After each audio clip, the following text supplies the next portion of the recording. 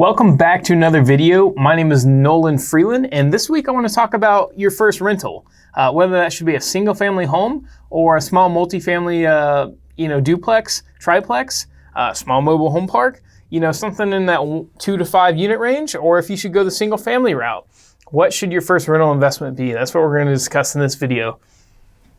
So this video isn't going to be, how to run the numbers. It's not going to be steps you need to take. It's just going to be a conversation about whether you should focus on the single family or you should go the multifamily route. Fair warning, I'm a big proponent of the multifamily route, even the small multifamily. Like again, we're talking the 2 to 5 unit range, and I'll get into why that is. And hopefully after the end of this video, you can have some clarity on what the right path is for you.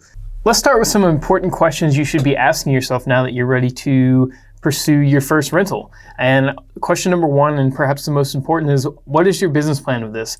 Do you want to rent it for a year and then sell it, or do you want to rent it? Maybe you want to buy a home and live in it for a year and then rent it out, or maybe you want to do a short-term rental. Maybe you want it to be a long-term rental. What are your goals with this investment in this property? I also just want to take a quick pause here, and depending on what financial situation you're in, maybe purchasing a rental, single family or duplex or whatever in the residential sector is not the right move for you. If you have enough cash, maybe you should be going in and buying something commercial right away and skipping the residential step, or a small apartment building or something like that. Or you can invest in a syndication. Depending on what your financial situation is, it might be worth it to just skip this step and move right into something bigger and perhaps a better way to grow your money consistently with steady returns, or even larger returns and less risk. So it really just depends on your financial situation, and I'd be happy to cover some more videos on that if you guys let me know.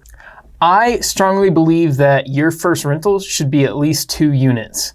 If you have a duplex, then you can live in one side, rent the other out. You can house hack it like that. You could also short-term rental one side and long-term rental the other. I think no matter what, as long as you're buying your investment properties right, you could never go wrong with having a duplex. I would say that generally your expenses won't necessarily be lower than if you had a single family home, but they're probably going to be pretty similar. Like your insurance costs are going to be relatively the same. In a lot of cases, even your loan could be around the same amount. A lot of duplexes aren't that much more expensive than single family houses, at least here in the Asheville market. I think the average house price here is around $350 in the city. And there's plenty of duplexes around here for that price. And I've even seen duplexes in the 200s. And there's, single family homes are kind of hard to come by here in the county in the 200s. So if you can go the duplex route, you can get comparable financing, FHA loans with, 3-5% down. I think you have to live in the house for a year, but if you're house hacking it, you could even save some money while you rent out the other side, and that pays your rent. So how could you even go wrong there? In my particular case, the first property I bought was a small multifamily property. One side needed a lot of work, and it was not in a rentable condition or a habitable condition, and the other side was rented. So I inherited that tenant, and it took me about a year to get the money together to rehab and fix up the other side to get that rented out. And so the other unit that was rented paid up paid my mortgage and my expenses. And it didn't really, I think it cash flowed, $1,500 depending on the month, with lawn care or whatever came up. But, there wasn't a whole lot of cash flow there, but it covered all my expenses. And still my equity was growing, and I wasn't coming out of pocket to own this. It was paying for itself. And then once I got the other unit fixed up, well, that's pretty much all cash flow now. And so if you're buying properties right, you can be in that situation too, which again is the most important thing. It doesn't matter if you're in a single family deal, a multifamily deal, a commercial deal. As long as if you're not buying these properties right, you're better off not having any properties, because the whole point of buying, investing is to get ahead. So make sure you're doing your due diligence, you're running your numbers, you know your numbers, then you can move forward, you can get ahead, you can grow your money, grow your investments, your knowledge, your experience, your skill set, whatever. But you have to be buying these properties right.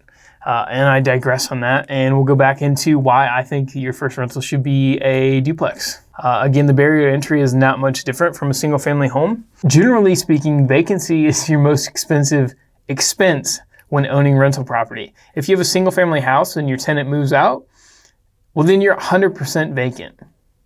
So if you have a duplex and one tenant moves out, well, then you're only 50% vacant. And going back to my story, you're still able to have money coming in, so you're not coming out of pocket to pay your expenses.